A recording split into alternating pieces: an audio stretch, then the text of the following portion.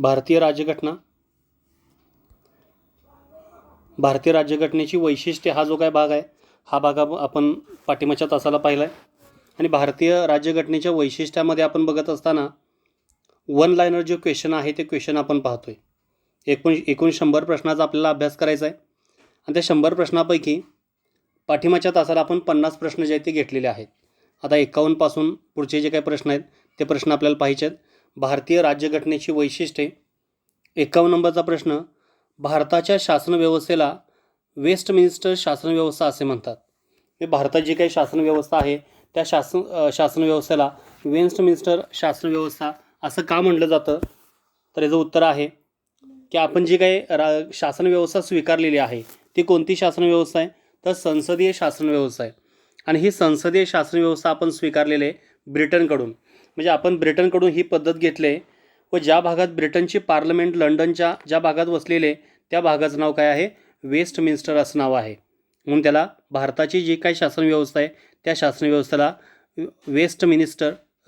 Westminster शासन व्यवस्था असं म्हणतात, किंवा जबाबदार शासन व्यवस्था किंवा कॅबिनेट शासन व्यवस्था किंवा पंतप्रधान शासन व्यवस्था असं देखील म्हटलं जातं. म्हणजे भारतात जी काही शासन व्यवस्था आहे त्या शासन व्यवस्थेला विविध नावानं संबोधलं जातं, ज्यामध्ये जबाबदार शासन व्यवस्था असेल, कॅबिनेट शासन व्यवस्था असेल, पंतप्रधान शासन व्यवस्था असेल आणि वेस्टमिनिस्टर शासन व्यवस्था असेल.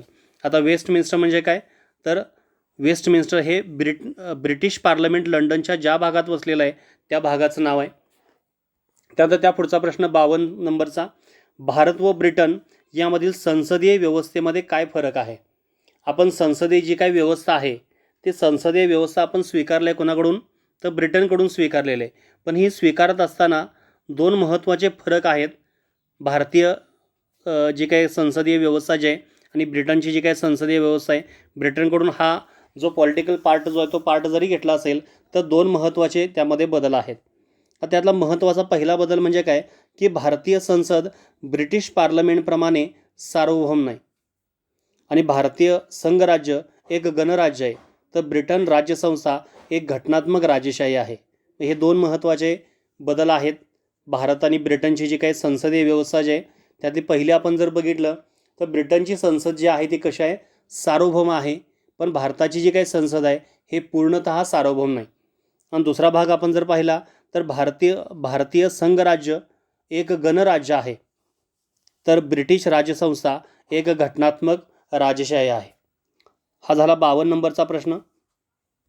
त्यानंतर आपल्याला त्या पुढचा प्रश्न पाहायचा आहे. 53 नंबरचा प्रश्न, कोणत्या देशाची राज्यघटना ही लिखित स्वरूपाची आहे? कोणत्या देशाची राज्यघटना ही लिखित स्वरूपाची आहे? तिथं प्रश्न थोडासा चुकलेला आहे बघा. कोणत्या देशाची राज्यघटना ही अलिखित स्वरूपाची आहे असं त्यामध्ये पाहिजे. तर ब्रिटनची जी काही राज्यघटना जी आहे ती कशी आहे? अलिखित स्वरूपाची राज्यघटना जी आहे ती ब्रिटनच्या इथं लिखित असं आलेलं आहे, तिथं लक्षात घ्या अलिखित आहे. म्हणजे कोणत्या देशाची राज्यघटना ही अलिखित स्वरूपाची आहे? तर ब्रिटनची आहे. आणि सर्वात मोठी लिखित राज्यघटना जी आहे ही कोणाची आहे? तर भारताची आहे. त्यानंतर त्या पुढचा 54 नंबरचा प्रश्न, कोणत्या देशाची राज्यघटना सहजासहजी बदलता येत नाही म्हणजेच ताठर स्वरूपाची आहे? म्हणजे राज्यघटनेमध्ये जो काय बदल आहे तो बदल करत असताना सहजासहजी जो काय बदल आहे हा बदल करता येणार नाही. म्हणजेच कोणत्या देशाची राज्यघटना ही ताठर स्वरूपाची आहे? तर त्याचं उत्तर आहे USA, स्वित्झर्लंड आणि ऑस्ट्रेलिया. हे जे 3 देश आहेत, USA असेल, स्वित्झर्लंड असेल आणि ऑस्ट्रेलिया, ह्या 3 देशाची राज्यघटना कशी आहे? तर ताठर स्वरूपाची आहे. आणि भारताची राज्यघटना कशी आहे? ताठर व लवचिक दोन्ही जी काही वैशिष्ट्य आहे ती वैशिष्ट्य भारतीय राज्यघटनेमध्ये आढळतात. आणि सर्वात लवचिक जे आहे ती ब्रिटनचे आहे आणि ताठर जे आहे ती अमेरिकेचे आहे. त्यानंतर त्या पुढचा प्रश्न आहे 55 नंबरचा, कोणत्या देशाची घटना ही जास्त लवचिक आहे? कोणत्या देशाची घटना ही जास्त लवचिक आहे? तर तिथं उत्तर काय असेल? ब्रिटनची जी काही घटना आहे राज्यघटना ही जास्त लवचिक आहे. मग त्या राज्यघटनेमध्ये सहजासहजी बदल करता येतात. त्यानंतर 56 नंबरचा प्रश्न, घटनादुरुस्तीची पद्धतीसाठी कोणते कलम आहे? आता समजा आपली जी काय राज्यघटना आहे त्या राज्यघटनेमध्ये बदल करायचा आहे आणि हा बदल करत असताना कसा बदल केला जातोय? तर घटनादुरुस्तीनं बदल जो आहे हा बदल केला जातोय. आणि ही घटनादुरुस्तीची पद्धत आपण बघत असताना विशेष बहुमतानं जो काय जे विधेयक आहे ते विधेयक त्यामध्ये पारित करावं लागतं आणि मग ती दुरुस्ती करावी लागते. तर या घटना दुरुस्तीसाठी कोणतं कलम आहे, तर ते आहे कलम क्रमांक 368. कलम क्रमांक 368नुसार भारतामध्ये घटना दुरुस्ती जी आहे ती होत असते. घटनेमध्ये बदल जो आहे हा बदल करता येतो. त्यानंतर त्यापुढचा प्रश्न 57 नंबरचा प्रश्न. आता घटना दुरुस्तीमध्ये बदल करायचा आहे, तर हा बदल करत असताना त्यासाठी प्रश्न असा आहे, विशेष बहुमत म्हणजे काय?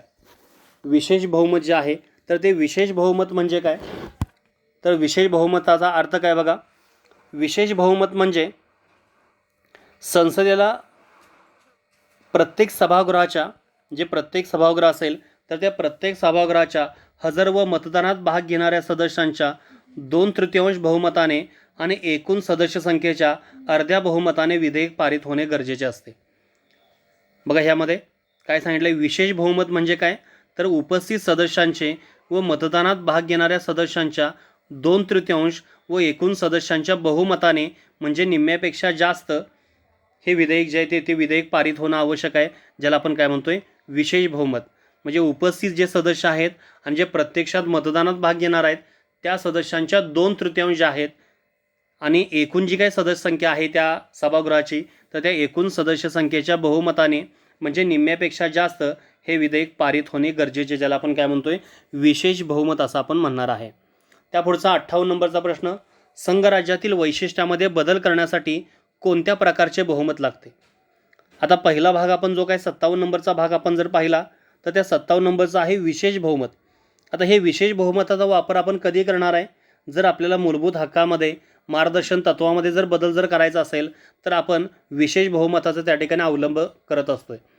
म्हणजे मूलभूत हक्क असतील, मार्गदर्शन तत्व असतील, पण जे संघराज्य जी काही वैशिष्ट्य आहेत तर त्या संघराज्य वैशिष्ट्यामध्ये जर बदल जर करायचा असेल, आता संघराज्य वैशिष्ट्य म्हणजे काय, तर केंद्र व घटक राज्य सरकारचं अस्तित्व असेल, घटनेची सर्वोच्चता असेल, घटनेची ताठरता असेल, असे जे काही बदल आहेत हे जर बदल जर करायचे असतील, संघराज्य वैशिष्ट्यामध्ये जर काय जर बदल जर करायचे असतील, तर अशा वेळी जे काही बहुमत लागणार आहे हे कोणत्या स्वरूपाचं बहुमत आहे, तर ते आहे विशेष बहुमत व निम्म्या राज्यांचं समर्थन.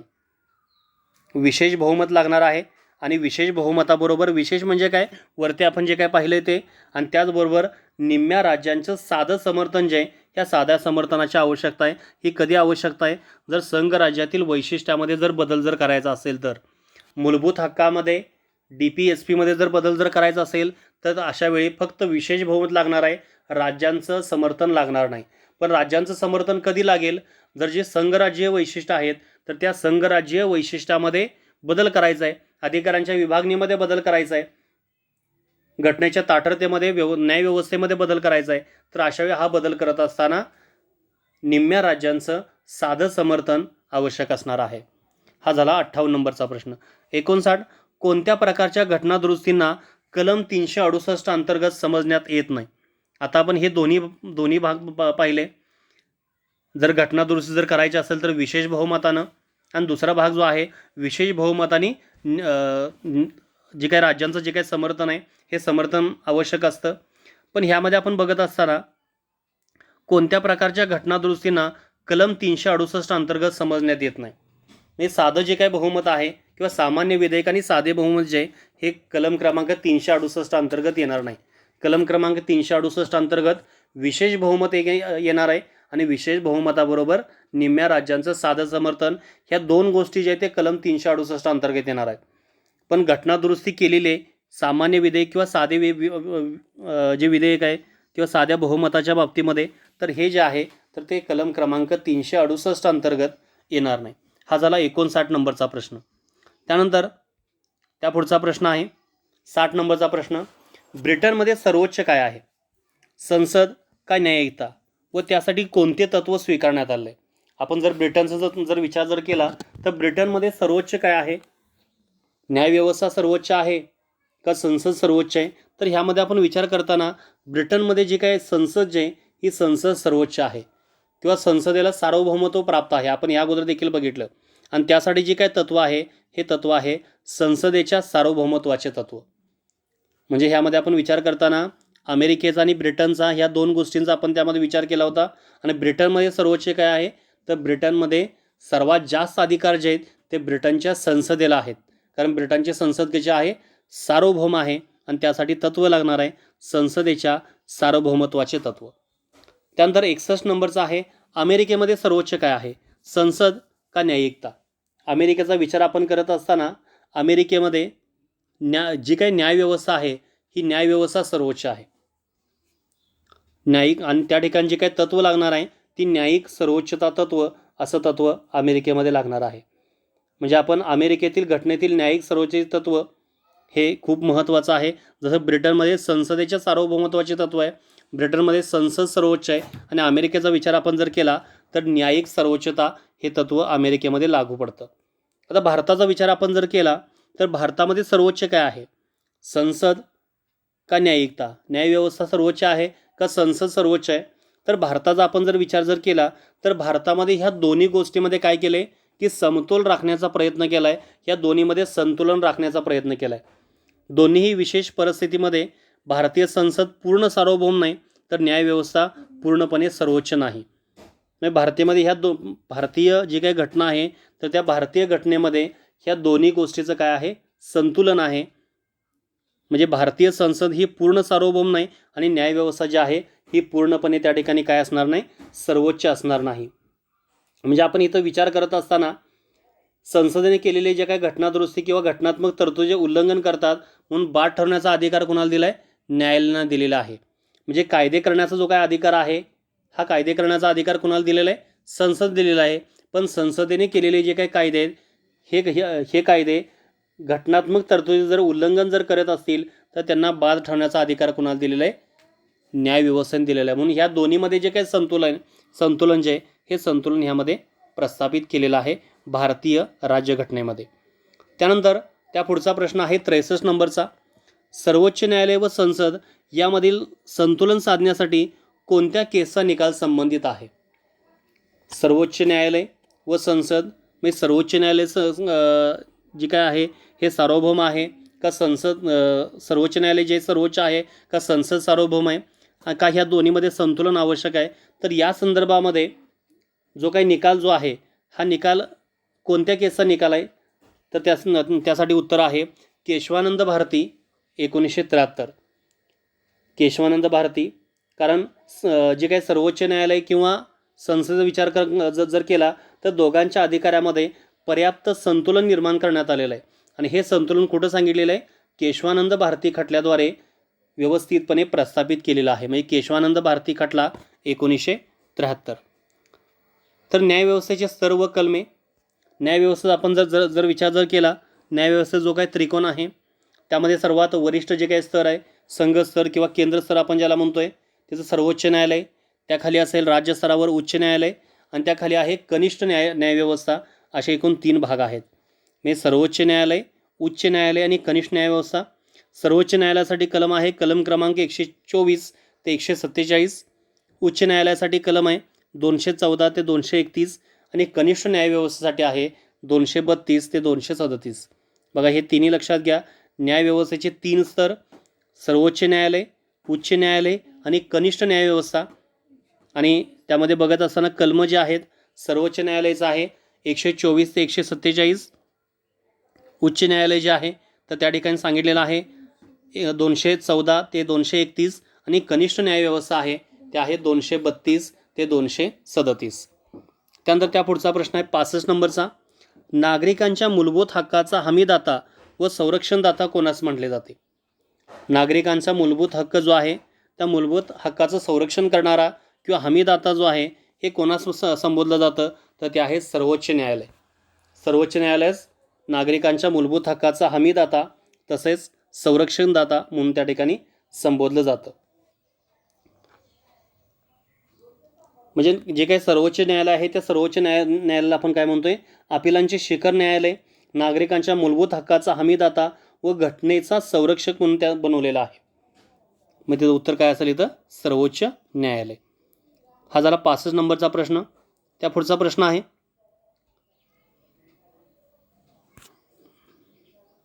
मूलभूत हक्कांची कलमे. मूलभूत हक्क जे आहेत हे मूलभूत हक्क कोणत्या कलमामध्ये सांगितलेले आहेत तर मूलभूत हक्क सांगत असताना कलम क्रमांक 12 ते कलम 35. 12 ते 35मध्ये काय सांगितलेत?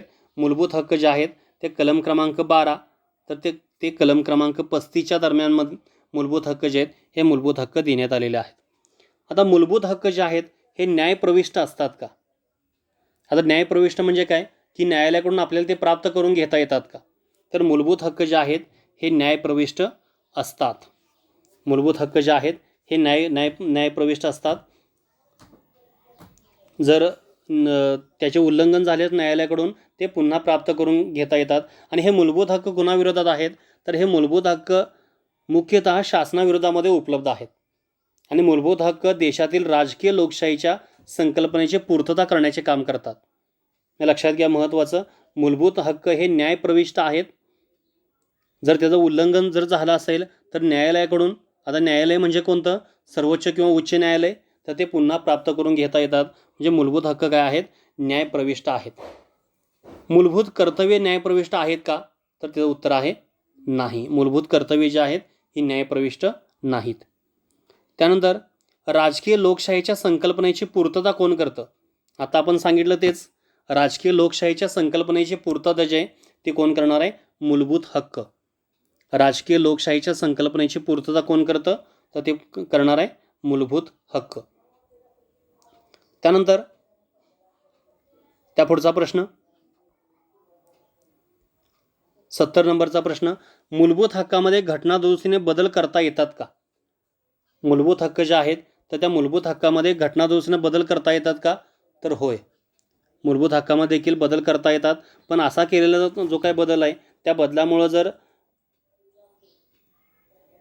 उल्लंघन जर होत असेल तर अशा वेळी न्यायालयाकडून ते पुन्हा प्राप्त करून घेता येतात.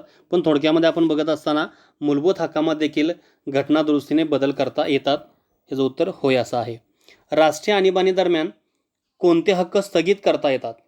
राष्ट्रीय आणीबाणी आपण काल पाहिलेला आहे, कलम क्रमांक 352. कलम क्रमांक 352मध्ये राष्ट्रीय आणीबाणी आपण पाहिले.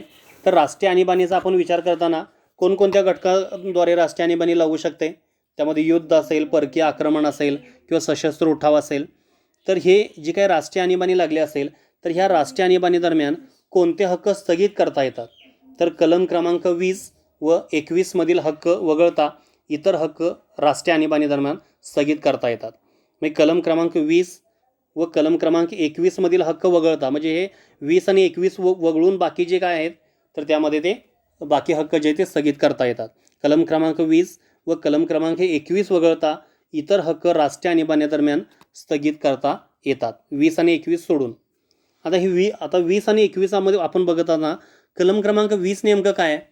कलम क्रमांक 20 जे आहे तर ते आहे अपराधाबाबत दोष सिद्धीबाबतचा जो काय अधिकार आहे तर तो आहे हक्क, आपण थोडक्यामध्ये म्हणू शकतोय. कलम क्रमांक 20 अपराधाबाबत दोष सिद्धीबाबतचा जो काही कलम आहे ते कलम आहे कलम क्रमांक 20. आणि कलम क्रमांक 21 काय आहे? जीवित व सुरक्षिततेची हमी, जे आहे कलम क्रमांक 21. म्हणजे कलम क्रमांक 20 आणि कलम क्रमांक 21 सोडून बाकी सर्व हक्क जे आहेत ते राष्ट्रीय आणीबाणी दरम्यान स्थगित करता येतात. कलम क्रमांक 20 काय आहे? अपराधाबाबत दोष सिद्धीबाबतचा आहे. आणि कलम क्रमांक 21 आहे जीवित व सुरक्षिततेची हमी. त्यानंतर त्या पुढचा प्रश्न 74 नंबरचा प्रश्न आहे, डॉक्टर बाबासाहेब आंबेडकर यांच्या मते घटनेचे एक नाविन्यपूर्ण वैशिष्ट्य काय आहे? डॉक्टर बाबासाहेब आंबेडकर यांच्या मते घटनेचे एक नाविन्यपूर्ण वैशिष्ट्य काय? तर ते नाविन्यपूर्ण वैशिष्ट्य आहेत DPSP, ज्याला आपण काय म्हणतोय? मार्गदर्शन तत्वे. आणि हे मार्गदर्शन तत्वे आपण कुणाकडून घेतलेले आहेत? आयरिश घटनेकडून आपण ती घेतलेले आहेत. आणि डॉक्टर बाबासाहेब आंबेडकरांचं मत काय आहे? तर ते भारतातील घटनेतील एक अद्वितीय वैशिष्ट्य आहे आणि ते नाविन्यपूर्ण वैशिष्ट्य आहे. आणि हे काय करतं? तर कल्याणकारी राज्यांची निर्मिती करून लोकांना सामाजिक व आर्थिक न्याय मिळवण्यासाठी समाविष्ट करण्यात आलेले आहे. तर एक नाविन्यपूर्ण वैशिष्ट्य काय आहे? तर मार्गदर्शन तत्वे, DPSP आपण ज्याला म्हणतोय. राज्य धोरणाची मार्गदर्शन तत्वे काय प्रस्थापित करतात? आता जे काय सांगितलं ते राज्य धोरणाची मार्गदर्शन तत्वे जे आहेत DPSP आपण ज्याला म्हणतोय, directive principle of state policy, तर हे काय प्रस्थापित करतात? तर हे प्रस्थापित करताना कल्याणकारी राज्याच्या निर्मितीसाठी लोकांना आर्थिक व सामाजिक न्याय मिळवून देण्यासाठी, मार्गदर्शन तत्त्वे जे आहेत हे काय प्रस्थापित करतात, तर हे प्रस्थापित करताना भारतात कल्याणकारी राज्याची निर्मिती करून लोकांना सामाजिक आर्थिक न्याय मिळवून देण्यासाठी समाविष्ट करण्यात आलेली आहेत. आपण ह्या अगोदर बघत असताना मूलभूत हक्क पाहिले मगाशी. आता मूलभूत हक्कामध्ये मूलभूत हक्क का निर्माण करण्यात आले आहेत, तर देशात राजकीय लोकशाहीची संकल्पनेसाठी मूलभूत हक्क आहेत.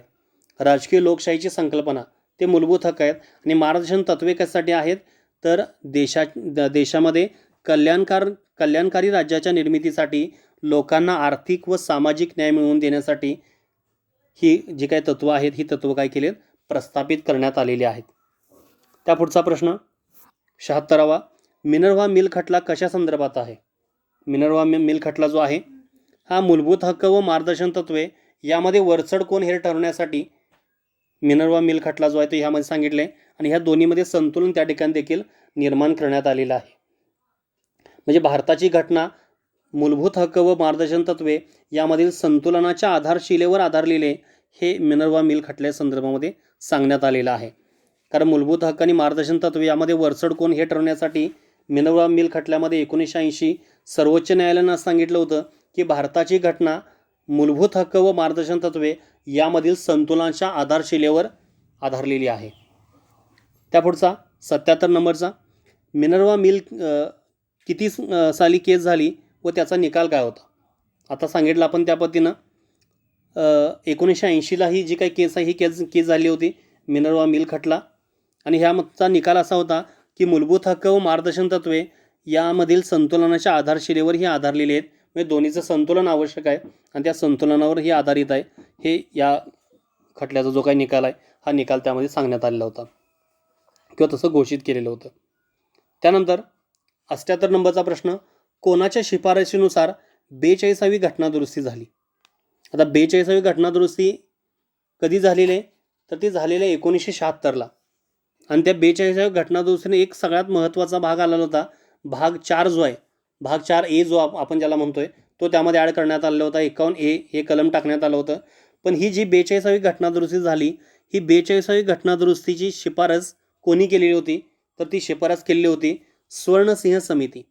स्वर्णसिंह समिती जी आहे ती स्वर्णसिंह समितीच्या शिफारशीनुसार 42वी घटनादुरुस्ती 1996 अन्वये झालेली होती. त्यानंतर भाग 4A कशासाठी समाविष्ट करण्यात आला. आता भाग 4A कधी समाविष्ट करण्यात आला आहे, तर 42व्या घटनादुरुस्तीने समाविष्ट करण्यात आला आहे. पण हा भाग 4A कशासाठी समाविष्ट करण्यात आला होता, तर तो आलेला होता मूलभूत कर्तव्यांसाठी. आणि ते मूलभूत कर्तव्य सांगताना कोणत्या कलमात सांगितली होती, 51A ह्यासाठी एकच कलम टाकलं होतं. आणि त्या एकाच कलमामध्ये 10 मूलभूत कर्तव्ये जे आहेत ही त्यावेळी 1976ला सांगितली होती 42व्या घटनादुरुस्तीद्वारे.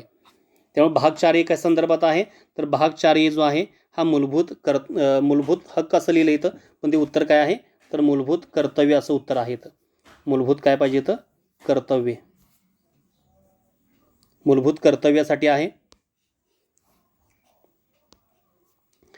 भाग 4A जो आहे तो कशासाठी असेल, मूलभूत हक्कासाठी असणार नाही, तो कशासाठी आहे, तर मूलभूत कर्तव्यांसाठी तो आहे. आणि त्यासाठी कलम कोणता आहे, कलम 51A जे काही कलम आहे ते कलम त्यामध्ये टाकण्यात आलेलं आहे.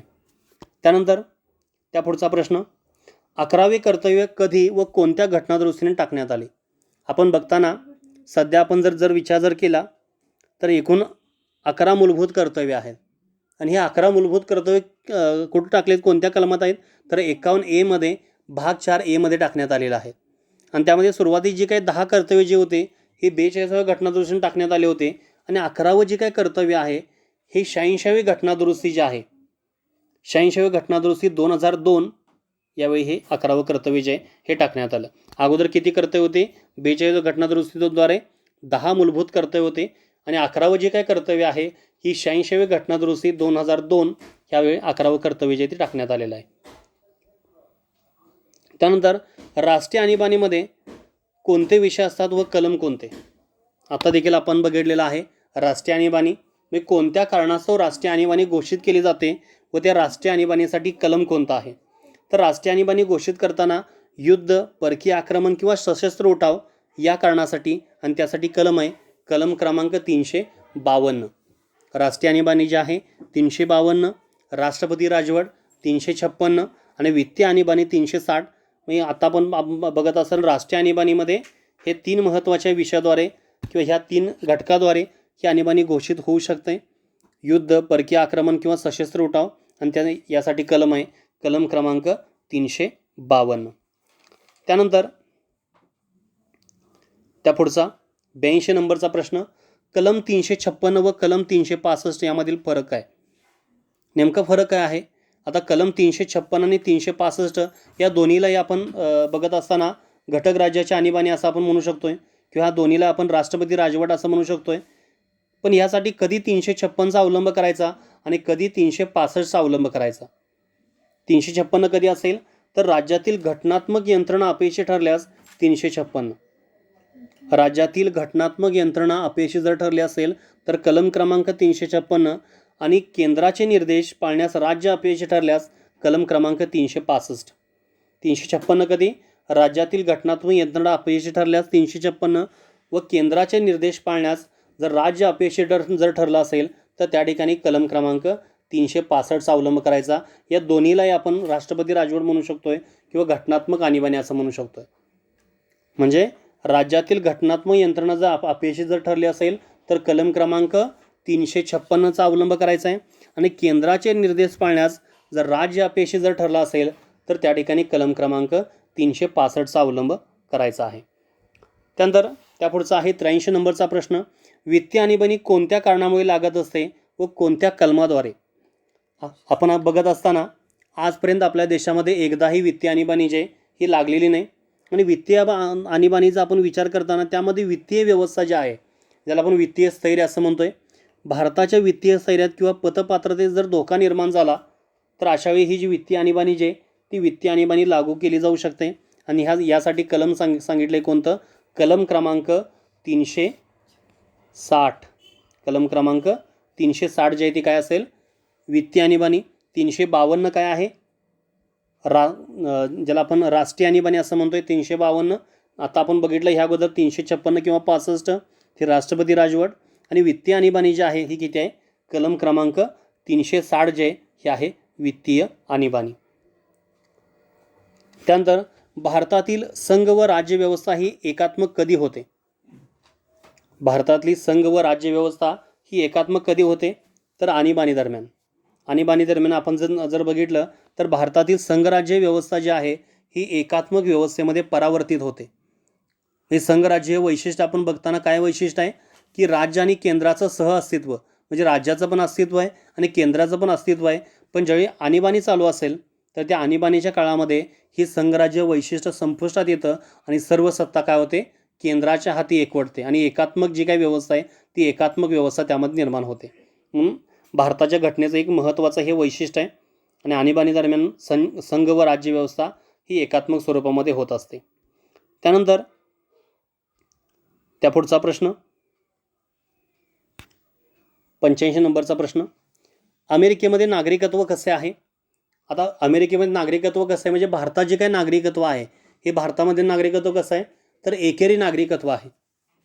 तसं अमेरिकेत जे काही नागरिकत्व आहे हे कसं आहे? दुहेरी नागरिकत्व आहे.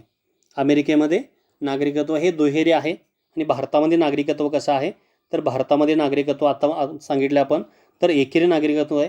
एकेरी म्हणजे काय तर त्यामध्ये विचार करताना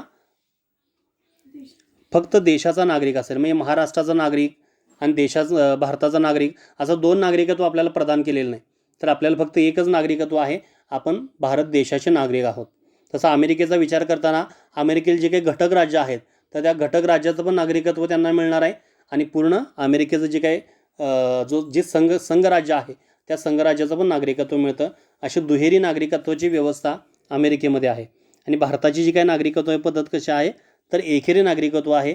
भारतातील प्रत्येक नागरिक हा भारत देशाचा नागरिक आहे. तो राज्याचा किंवा जिल्ह्याचा किंवा गावाचा नागरिक असणार नाही, तर तो देशाचा नागरिक असणार आहे.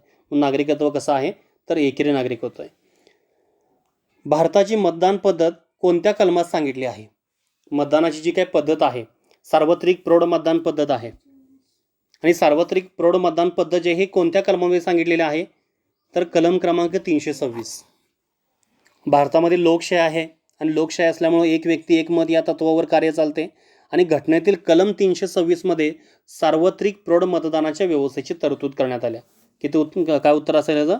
कलम क्रमांक 326 आणि त्यामध्ये काय सांगितले की सार्वत्रिक प्रौढ मतदानाच्या व्यवस्थेची तरतूद जी ती तरतूद त्यामध्ये करण्यात आलेली आहे. पुढचा 88 नंबरचा प्रश्न, मतदानाचे वय 21 वरून 18 कधी व कोणत्या घटनादुरुस्तीने करण्यात आले? आपण जर मतदानाची पद्धत आपण जर पाहिली तर भारतामध्ये जी काही मतदान पद्धत आहे ही सार्वत्रिक प्रौढ मतदान पद्धत आहे, लोकशाहीचं तत्व आहे. पण ह्या लोकशाहीच्या तत्वामध्ये अगोदर वय किती होतं? 21 वय होतं. आणि नंतर आत्ता आपण जर पाहिलं तर आत्ता किती वय आहे? तर मतदानाचं जे काय वय आहे हे 18 वर्षापेक्षा जास्त व्यक्ती असेल तर तो मतदान करू शकतोय, त्याला इतर कुठलीही बंधनं असणार नाहीत. पण हे 18 जे काय वय आहे हे वय कधी केलं?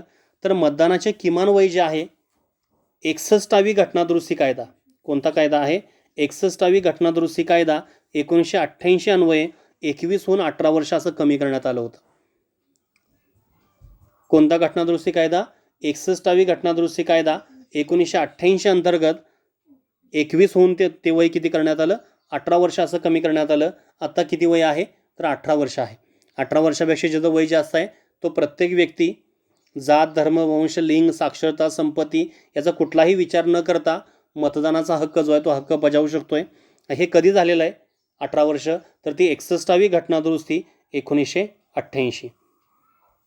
त्यानंतर त्या पुढचा प्रश्न 89 नंबरचा प्रश्न, भारतात राजकीय समानता कशामुळे प्रस्थापित झाली आहे? राजकीय समानता जी आहे ती राजकीय समानता सार्वत्रिक प्रौढ मतदानानुसार प्रस्थापित झाली आहे. म्हणजे भारताची घटना सार्वत्रिक प्रौढ मतदानाच्या पद्धतीद्वारे भारतात राजकीय समानता प्रस्थापित करण्याचा प्रयत्न करते. म्हणजे भारतामध्ये राजकीय जी काही समानता जी आहे ही कशामुळे निर्माण झालेली आहे? सार्वत्रिक प्रौढ मतदानामुळे निर्माण झालेली आहे. सार्वत्रिक प्रौढ मतदान जे त्या मतदानामुळे निर्माण झाले. आणि भारतामध्ये राजकीय लोकशाहीची जी काही संकल्पना आहे ही मूलभूत हक्कामुळं आहे. राजकीय लोकशाहीची संकल्पना मूलभूत हक्कामुळं आणि राजकीय समानता कशामुळं? सार्वत्रिक प्रौढ मतदानाद्वारे. त्यानंतर त्यापुढचा, भारताच्या राज्यघटनेत धर्मनिरपेक्षता हा शब्दोल्लेख जो आहे हा कधी केला आहे किंवा कुठे केला आहे? थोडक्यामध्ये भारताची राज्यघटनेचा आपण जर विचार केला तर भारताच्या राज्यघटनेमध्ये धर्मनिरपेक्षता, आता इथं थोडासा जो काय भाग आहे हा लक्षात आपण घेताना, भारताची जी काही राज्यघटना आहे त्या राज्यघटनेमध्ये धर्मनिरपेक्ष हा जो काही शब्द आहे हा शब्द एकाच ठिकाणी वापरलेला आहे. कुठं वापरलेला आहे? तो प्रस्ताविकेमध्ये फक्त वापरलेला आहे. आणि जी काही मूळ घटना जी होती त्या मूळ घटनेमध्ये हा शब्द नव्हता. नंतर जी 42वी घटनादुरुस्ती झाली 1976 मध्ये, तर त्या 42व्या घटनादुरुस्ती अन्वये धर्मनिरपेक्षता हा शब्दोल्लेख त्यामध्ये केलेला होता. म्हणजे सुरुवातीचा भाग आपण जर पाहिला तर सुरुवातीला भारतीय राज्यघटनेमध्ये धर्मनिरपेक्षता हा शब्द वापरण्यात आलेला नव्हता. तो फक्त प्रस्ताविकेमध्ये आढळतो, इतर कुठल्याही ठिकाणी तो जो काही शब्द आहे त्या शब्दाचा अवलंब केला नाही.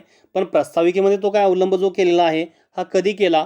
तर 42वी घटनादुरुस्ती कायदा 1976 अन्वये हा जो काही शब्दोल्लेख जो आहे हा शब्दोल्लेख करण्यात आलेला होता.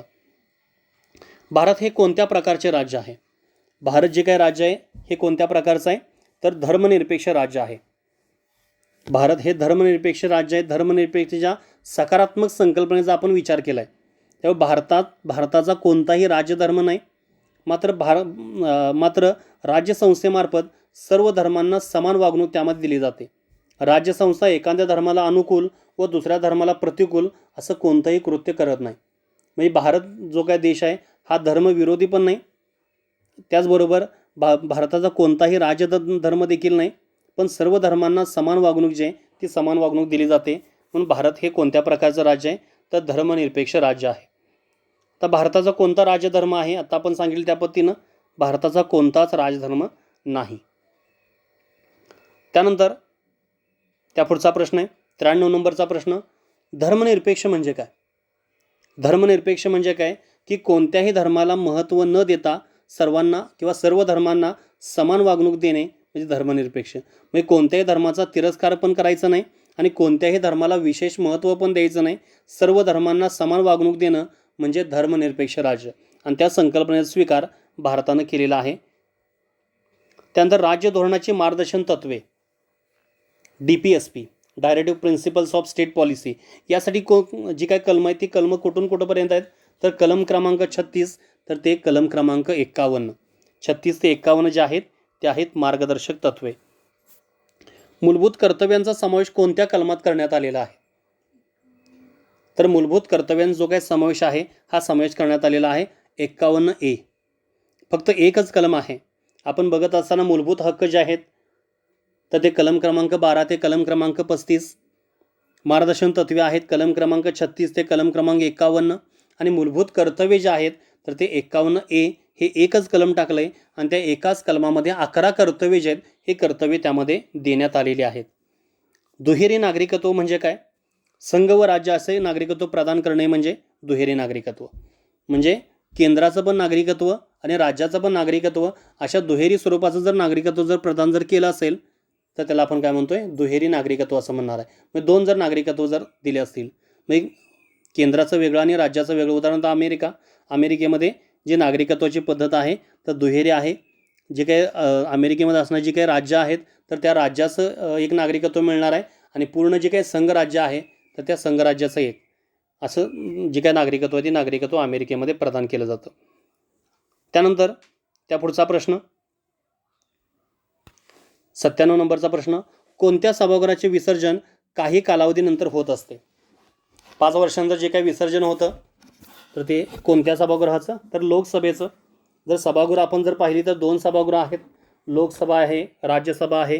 तर त्यातली राज्यसभा काय आहे, स्थायी सभागृह आहे, ते कधीही त्याचं विसर्जन केलं जात नाही. आणि जे काही लोकसभा जी आहे ती लोकसभेचं विसर्जन काही कालावधीनंतर केलं जातं, म्हणजे 5 वर्षानंतर किंवा सरकार पडल्यानंतरचे जे काही सभागृह आहे ते सभागृहाचं विसर्जन त्यामध्ये होत असतं. त्यानंतर राष्ट्रपतीची निवडणुकीची पद्धत कोणाकडून घेण्यात आलेली आहे.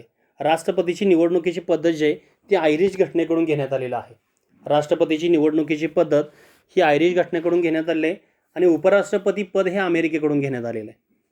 राष्ट्रपती निवडणुकीची पद्धत ही आयरिश जी काही घटना आहे त्या घटनेकडून घेण्यात आलेली आहे. राष्ट्रीय आणीबाणीसाठी कोणते कलम आहे, या अगोदर मला वाटतं डबल झाले का प्रश्न. राष्ट्रीय आणीबाणीसाठी कोणते कलम आहे, तर राष्ट्रीय आणीबाणीसाठी आहे कलम क्रमांक 352 हे त्यामध्ये दिलेलं आहे. आणि शेवटचा प्रश्न 100 नंबरचा प्रश्न, सर्वात लवचिक घटना कोणत्या देशाची आहे व सर्वात ताठर घटना कोणत्या देशाची आहे. सर्वात लवचिक घटना आपण जर पाहिली तर सर्वात लवचिक घटना आहे ब्रिटनची. ब्रिटनची घटना ही सर्वात लवचिक आहे, त्यामध्ये सहजासहजी बदल करता येतोय. आणि अमेरिकेची घटना जी आहे ही सर्वात ताठर आहे. ब्रिटनची घटना कशी आहे, अलिखित स्वरूपाची आहे, आणि अमेरिकेची घटना ही लिखित स्वरूपाची आहे की ज्यामध्ये 7च कलमाचा समावेश होतो. पण ह्यामध्ये आपण बघताना सर्वात लवचिक जी काही घटना आहे ही लवचिक घटना कोणत्या देशाची आहे, तर ब्रिटनची घटना ही सर्वात लवचिक, म्हणजे त्यामध्ये सहजासहजी बदल करता येतात. आणि सर्वात ताठर किंवा सर्वात घटना दुरुस्तीची पद्धत अवघड कोणत्या देशाची आहे, तर ती आहे अमेरिकेची पद्धत ही सर्वात अवघड आहे. तर अशा प्रकारे आपण एकूण 100 प्रश्नांचा अभ्यास यामध्ये आपण केलेला आहे. भारतीय राज्यघटनेची वैशिष्ट्ये हे प्रकरण जे आहे ते प्रकरण आपण पाहिले. 1 लाइनर 100 क्वेश्चन जे आहेत ते क्वेश्चन आपण बघितले, ते एकदा रिवाईज करा तुम्ही, आणि पाठीमागचे लेक्चर जर पाहिले तुम्ही तर सहज तुम्ही हे उत्तर जे आहे ते उत्तर देऊ शकताय. Okay, thank you.